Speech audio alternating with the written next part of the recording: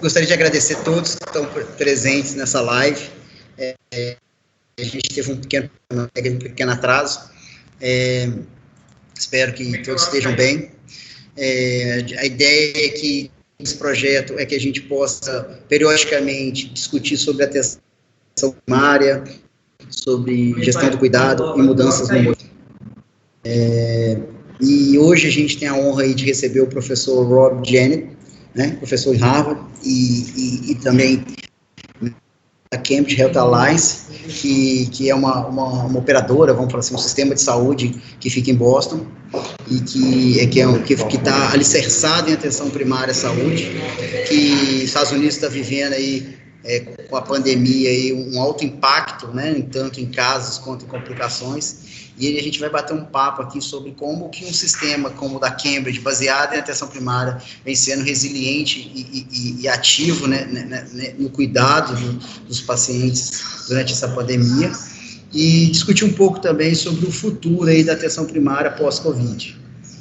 Vou passar a palavra para o professor Rob. A gente vai conduzir da seguinte forma: a gente vai estar recebendo perguntas ao longo aí da live, vocês podem enviar aí, a gente vai compilar, a gente vai falar aqui durante uns 30 minutos e depois abrir mais uns 15 minutos aí para as perguntas, para a gente comentar um pouco o que vocês quiserem interagir com a gente, ok? Muito obrigado pela presença e vamos lá.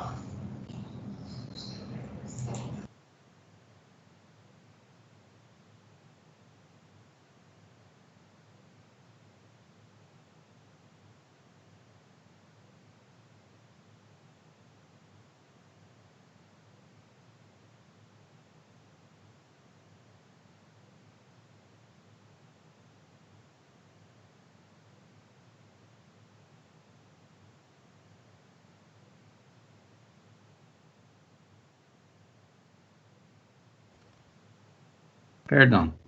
Começamos de novo, perdão. Tudo bem. Boa noite, gente. Perdão das problemas técnicos. Aqui estamos. Me chamo Rob Janet, sou médico da atenção primária aqui de Cambridge, Massachusetts. Temos pequena vantagem e por isso estamos aqui juntos falando, porque aqui em Massachusetts acabamos de passar o pico de pandêmico e nossas preparações para essa onda, tsunami de demanda de serviços de saúde foram eficazes. Por isso, eu quero compartilhar com vocês nossas mudanças, nossas preparações em nossas redes de atenção primária para evitar um desastre aqui em Cambridge. Previsto uma sobrecarga de nossos serviços urgentes, de nossos serviços hospitalares, e foi possível para evitar uma situação em que não foi ventiladores adequados pela gente, que não foram leitos adequados. Podemos preparar e organizar um serviço de uma maneira para evitar essa sobrecarga do serviço. Se você me permite, vou compartilhar uns slides aqui. Aqui pode vir-me. Perdão. Ok.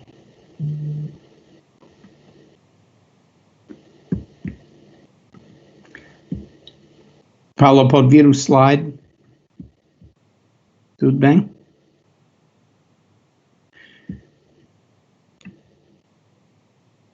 Ao início, os especialistas de saúde coletivo previsaram que a demanda vai ficar em excessivo de serviços que foram disponíveis. E nosso jeito foi para fazer o que dizemos em inglês, flatten the curve, diminuir a demanda e expandir o tempo de demanda para não fazer uma demanda excessiva dos serviços disponíveis. E fazemos isso com isolação social e quarentena e isolação dos casos, identificação precoce dos casos e manter na comunidade a gente que podem receber serviço em casa e evitar viagens desnecessárias aos prontos seguros. Então, os recursos foram preparados para esse desastre. E no Brasil também tem esse medicamento que para fazer a mesma, se chama bunda na sofa, é um medicamento eficiente e genérico para evitar esse desastre. Aqui fechamos o campus de Harvard. A única cara em Harvard, no campus de Harvard, foi mim e meu cachorro. Todos os alunos foram à casa. Então, essa isolação social foi uma intervenção eficaz. Essa doença e nossa experiência com essa doença foi principalmente um impacto pelos idosos. E os casos foram como uma distribuição das idades, mais casos nos idosos, mas importantíssimo é que a taxa de hospitalização nos idosos foi muito mais alta que a hospitalização de gente mais jovem. Por isso podemos estratificar nossas intervenções populacionais na atenção primária. E também os óbitos. Os óbitos também foram concentrados, principalmente nos idosos. Foram óbitos em gente mais jovem, mas também cada uma é uma tragédia, mas principalmente são idosos. O impacto enorme foi onde foi uma concentração enorme dos idosos, nos lares dos idosos, nas casas de repouso. Temos taxas de infecção de 50% ou mais nessas casas. E também o staff foi com infecções. Por isso, sem preparar, sem equipamento para proteger o staff, vai perder os serviços necessários para manter esses idosos em seu lar. E eles vêm para o hospital. Esse não é unicamente um problema aqui. Temos casos lá no Brasil, do Rio Grande do Sul e de São Paulo, que são igual, e eu acho que em cada cidade no Brasil vai enfrentar o mesmo problema. Também temos um impacto desproporcionalmente para gente pobres, para a população negros, para imigrantes. A comunidade brasileira aqui em Boston tem um impacto enorme, muito doente dos brasileiros aqui em Boston, os mineiros principalmente. Então, a atenção primária aqui é um componente do nosso sistema integrado de saúde em Cambridge. Cada paciente tem um médico de família, cada paciente tem um lugar que se chama sua clínica, sua médico. Então, podemos usar essa ferramenta para impactar nossa resposta pelo pandêmico. E sabemos que instantaneamente foi necessário para transformar essa unidade da atenção primária, que foi principalmente um lugar de visitas presenciais, cara a cara, até uma unidade de telemedicina. E aqui tem uma foto da nossa sala de espera vazia. E aqui é a reunião do nosso diretor e a gente que trabalha comigo, tá? Atenção primária, planejando como vamos a implementar telemedicina de repente. Mudemos o que poderia ser semanas, meses, anos de preparações, até horas e dias. E em 2, 3 dias foi uma mudança total até telemedicina.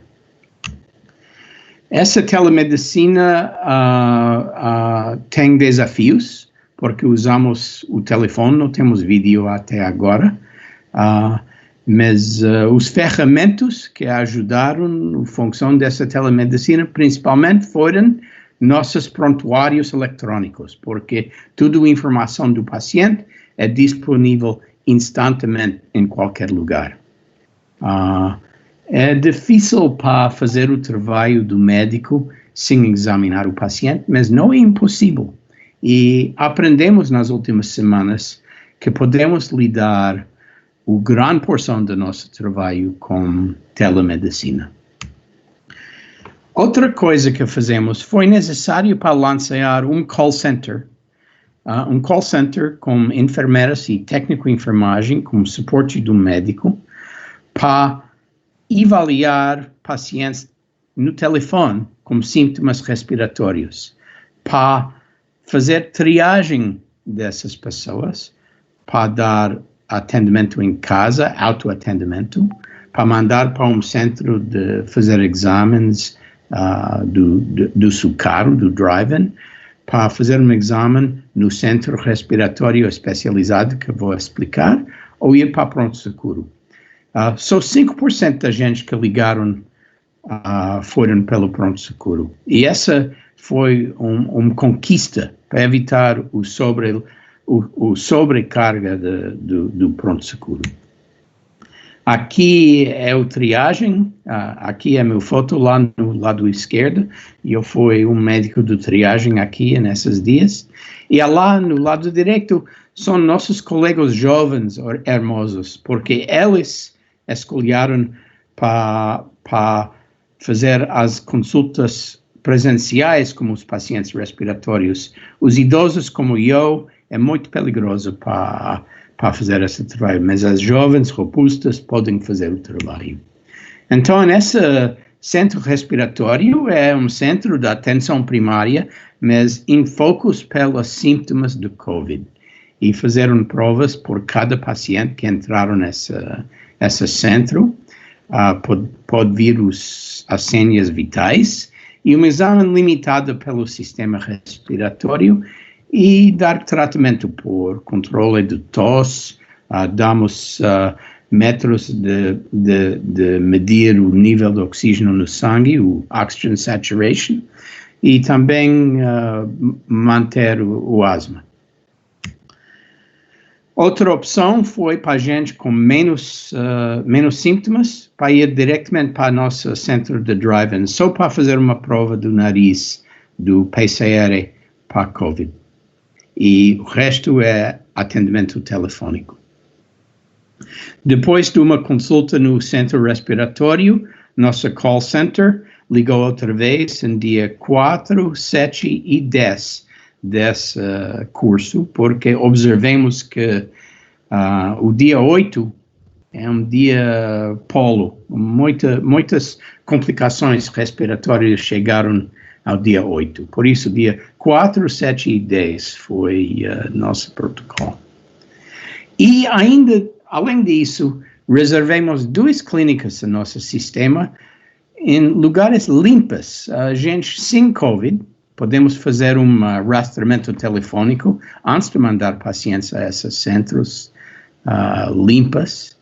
E é para examinar as outras coisas necessárias em que não pode fazer telemedicina, umas feridas, infecções que precisam de drenagem, um exame físico, etc. Elas podem vir mais ou menos 2% de nossos pacientes, em um lugar em que o paciente não tem que preocupar de contractar o COVID. Então, pode vir dessa quadra, o tempo nessa quadra na reversa do direito ao lado esquerdo, a mudança de um sistema que foi 100% presencial, com volume de 7.000 visitas por semana, até um sistema que foi em cor-de-rosa quase totalmente telemedicina.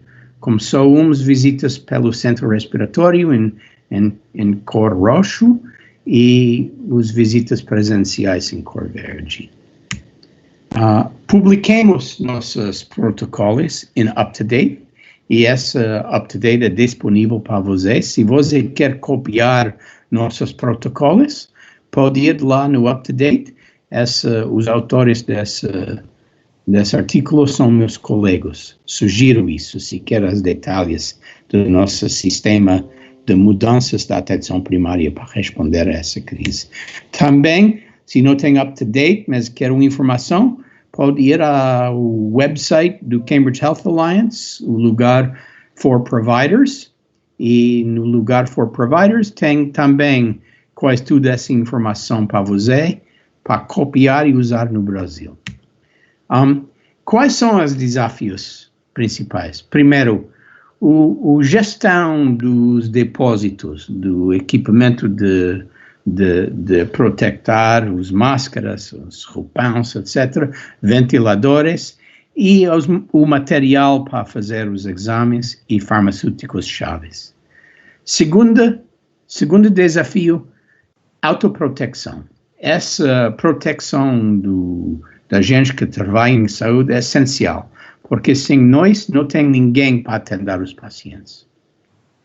Número 3, a trauma psicológica, porque temos muitos óbitos, mais ou menos 150 óbitos por dia no pico do epidêmico, agora é mais ou menos 80 óbitos por dia, mas o staff precisa muita ajuda psicológica agora e será mais importante no futuro. Número 4, uma guia ética para guiar decisões difíceis, para falar com os pacientes sobre seus desejos e triagem do depósito como ventilador, etc. E, ao final, precisamos de sistemas para estabilizar base financeira da nossa rede, porque fee-for-service quebrou totalmente nessa crise e precisamos uma nova maneira para dar recursos financeiros às nossas redes. Então, quais são nossas observações? Primeiro, a necessidade de fazer decisões rápidas com flexibilidade. Essa foi uma característica essencial para responder a essa pandemia. Número 2, estamos extremamente resilientes e descobrimos isso, e foi importante para notar isso. Número 3, tem que adaptar a uma maneira totalmente nova para praticar, e essa vai durar por provavelmente meses, talvez anos. Nosso investimento em atenção primária foi chave para nossa adaptação a essa crise, e o prontuário eletrônico também foi uma chave pelo sucesso da atenção primária. A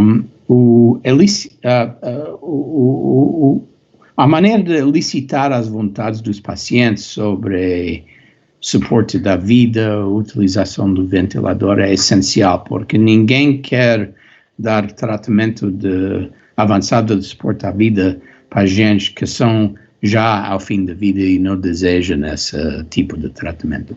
E ao final, descobrimos uma coisa bem interessante, que essa é a maneira para voltar às nossas raízes.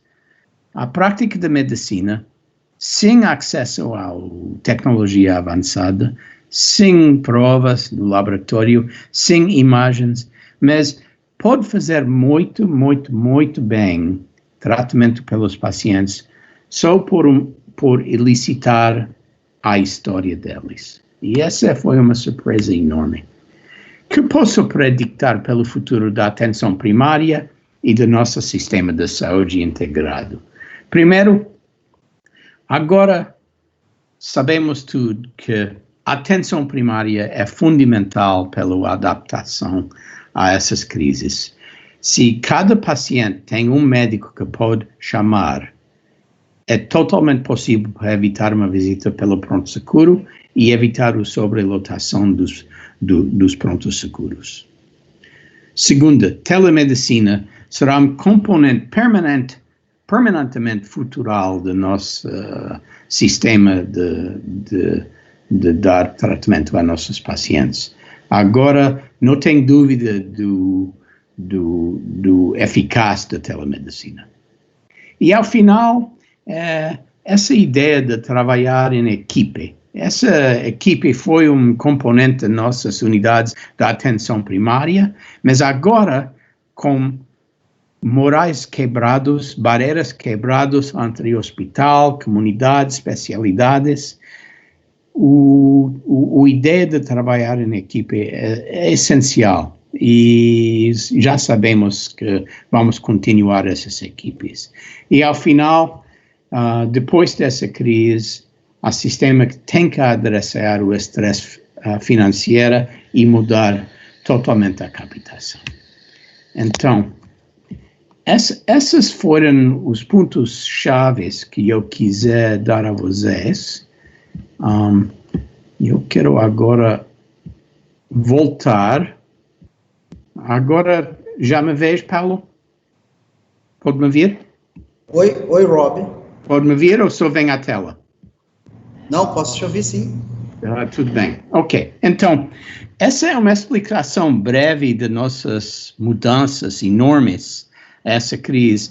E a coisa é que, com esses protocolos que estão up-to-date, se lê isso, você tem uma mapa, uma guia, que como vocês podem fazer a mesma de repente.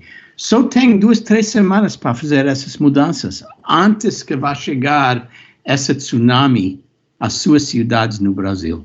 E se vejo a informação do Brasil, pode ver que tem vários lugares que já estão sobrelotados.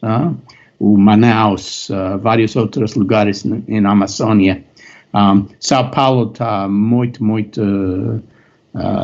tem um impacto enorme em São Paulo já e vai crescer. Mas essa vai visitar cada cidade em Brasil. E eu tenho medo para vocês, porque se não preparas, por isso, vai enfrentar uma crise de mortalidade que não pode imaginar.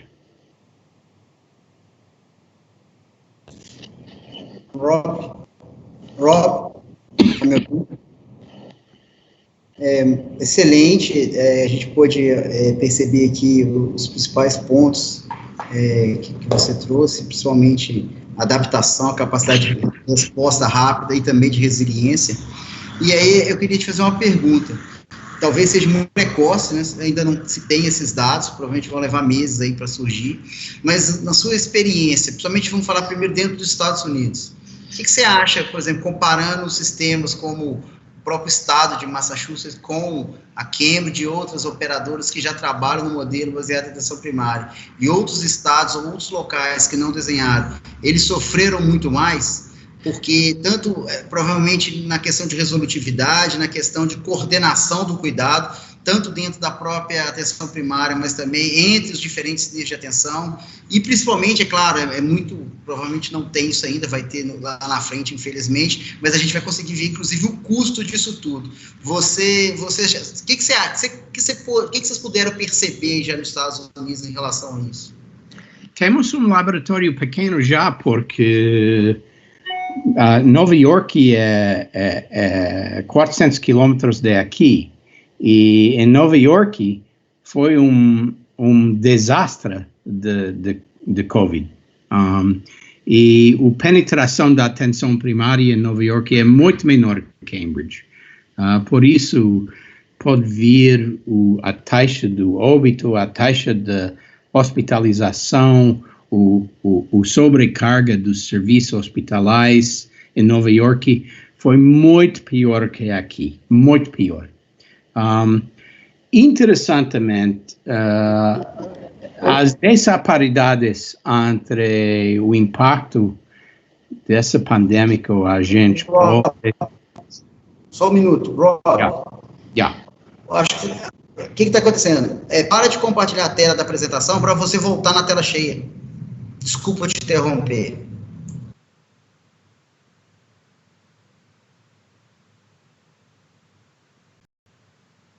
Melhor? Tá melhor? Sim. Perdão do tecnologia, que é o Skype que não conheço bem. Prefiro o Google. Bem, eu fui falando sobre as disparidades e nossa rede é uma rede pública, interessantemente. E o impacto da rede pública para a gente pobre, que são nossos pacientes, foi enorme. Mas com resultados melhor aqui que em Nova York, que não tem a mesma rede pública. E por quê? Porque estamos 100% vinculado com a atenção primária. 100%. E se uma pessoa liga seu médico da família, cada árvore telefônica, cada menu telefônica, cardápio telefônica, ofereça, se tu quiser, chega a esse centro de triagem. E esse centro de triagem pode usar os protocolos certos para mandar o paciente pelo lugar correto. O paciente não tem que autocuidar, não tem que fazer autogestão da sua doença. Tem uma guia, um experto, que pode mandar ao nível do serviço correto. E algumas foi necessário para mandar diretamente pelo pronto-socorro. Algumas.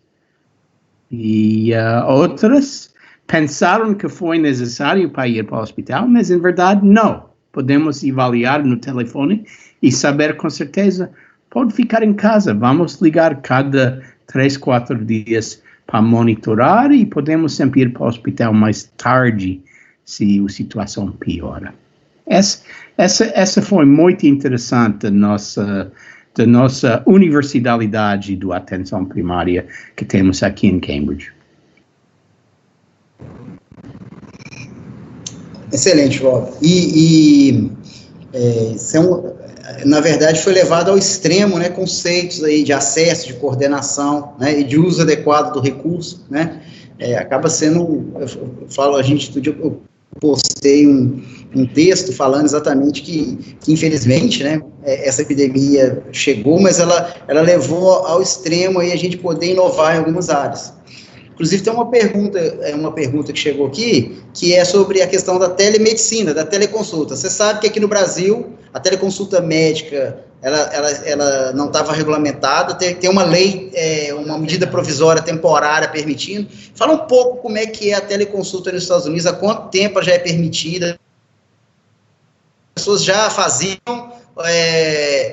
claro, nessa situação agora intensificou muito. O que você acha dessa questão da telesaúde? Você já tocou lá no ponto lá que vem para ficar, mas o que você acha, assim, como é que você vai equilibrar essa questão do presencial e do virtual? O que você acha, passada a epidemia, como você acha que vai se comportar os cidadãos, os pacientes, os beneficiários nesse novo cenário aí que vai surgir? Bem, ao começo dessa pandemia, nossa situação de telemedicina foi igual à sua. Ninguém pagou por isso. Foi um serviço que ofereceram que não é uma coisa em que o operador pode pagar. E foi muita restrição de tratamento sem examinar o paciente, etc. Lançamos esse programa quase universal da telemedicina pela crise, para proteger os pacientes contra a Covid e também para proteger os profissionais de saúde contra o Covid. Foi essencial para a sobrevivência do sistema. Então, não foi dúvida que vamos entrar nesse campo e a regulação mudou em um dia. De repente, agora é legítimo. E os operadores mudaram seu sistema de pagamento, pagam igual por uma teleconsulta como uma consulta presencial no sistema de fee-for-service. Então, se passa 15 minutos no telefone, paga igual que 15 minutos presencial. Essa foi essencial. Ao começo, tenho que confessar que todos os médicos, também os pacientes, foram cheios com dúvidas se essa maneira de avaliar os pacientes foram eficaz. E nossa experiência de 3, 4 semanas de fazer isso, dia por dia, é extremamente eficaz. Não é eficaz em cada situação, mas a maioridade das situações podemos contribuir pelo benefício ao paciente, maneiras de telemedicina. A pergunta será por quanto tempo vamos continuar isso? Porque nossas regulações, como suas, são temporárias e decidiram durante o pandêmico, essas regulações novas são em força. E nossa ideia é para continuar essas regulações depois do pandêmico.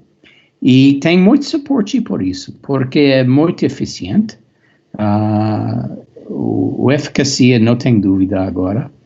E pessoas em posições muito altas, por exemplo, o administrador do programa do Medicare, está suportável disso. Então, eu quero previsar que vamos continuar em uma maneira, não sei se será igual, mas vai haver um sistema de atenção primária americana que será no futuro uma mistura de visitas presenciais e visitas telefônicas. E espero que podemos lançar de repente sistemas de vídeo também, porque o vídeo vai aumentar muito a capacidade de fazer isso. Estamos usando muita telemedicina com fotografia. O iPhone pode mandar uma foto de uma lesão, de uma perna inchada, de várias coisas. Usamos imagens, mas estou esperando de utilizar vídeo de repente. Rob, nós estamos entrando para a parte final agora. Eu queria uma impressão sua, você que já rodou o mundo aí, vários continentes, vendo o esforço de implementar a atenção primária onde ainda não existe, onde ela está, ou então ela está implementada de forma ineficaz, vamos pensar assim. O que você acha que vai acontecer nos Estados Unidos, passado o Covid, no mundo e também no Brasil? Você conhece a fundo aí o sistema de saúde público e suplementar brasileiro. O que vai acontecer nos próximos 2, 3 anos? Sabendo que, primeiro, vai ter uma crise, infelizmente, econômica, que vai desencadear globalmente, mas países como o Brasil vão ser muito impactados, até porque está saindo de uma crise agora. O que você acha que vai acontecer nos Estados Unidos na transformação, que ela já tinha acelerado aí uma mudança para a atenção primária, para ter mais operadoras tendo atenção primária? Você acha que isso vai catalisar, isso vai retroceder? O que você acredita que vai acontecer aí? E qual que é a sua visão para o Brasil? Bem, tenho que dizer que uma crise econômica se dá uma oportunidade, porque é necessário, não é opcional, é necessário para economizar, porque o orçamento de saúde não pode continuar assim. Antes da crise, o orçamento de saúde foi quebrando a economia nacional do Brasil, também dos Estados Unidos. Agora, como crise econômica geral, vai magnificar essa tendência e é necessário para racionalizar os serviços de saúde, Estados Unidos, Brasil e vários outros países. Para pegar o gancho disso, quero dizer, estou muito orgulhoso de você, Paulo, também de meus companheiros brasileiros, porque a começo de meu vínculo com o Brasil, uns 10, 11 anos atrás, a atenção primária quase não existava em saúde suplementar. Foi só uma coisa do estratégia da saúde da família no SUS. E nos últimos 10 anos pode vir um desenvolvimento enorme da atenção primária em todos os lugares no saúde suplementar.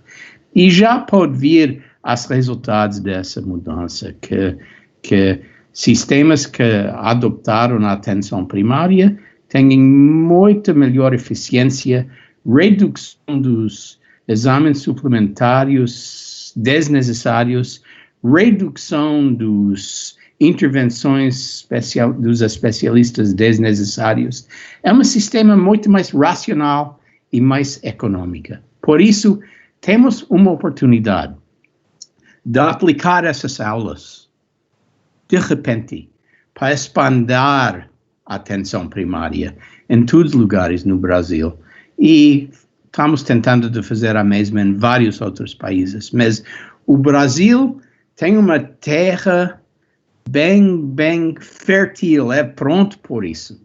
Porque já temos sua experiência no público, também no privado, e os resultados são óbvios.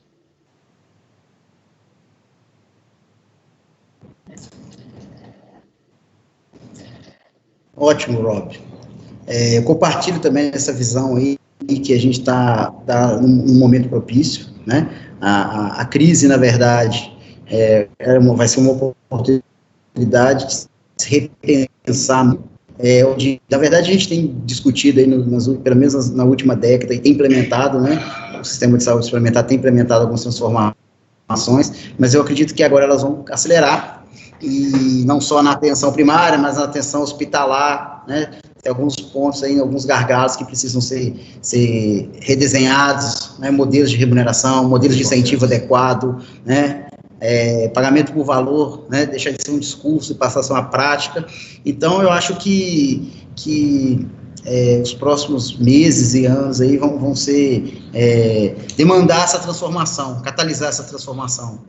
Eu queria agradecer a todos que estão presentes, ao professor Rob, né? Tá dedicando aí parte do tempo dele aí para poder contribuir conosco essa experiência. Foi um prazer. Espero poder contar com você, Rob, fora essa pandemia.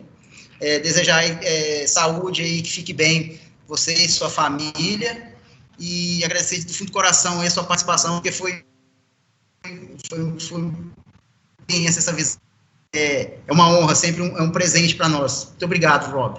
Obrigado, foi um prazer para compartilhar essa hora com vocês, e também eu quero oferecer a vocês meu suporte, meus orações pelo povo brasileiro, e, por favor, não perda essa oportunidade de preparar-se, porque os pacientes precisam do seu serviço bem organizado para responder a essa crise do Covid.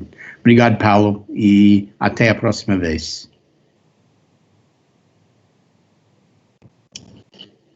Obrigado a todos. Uma boa noite.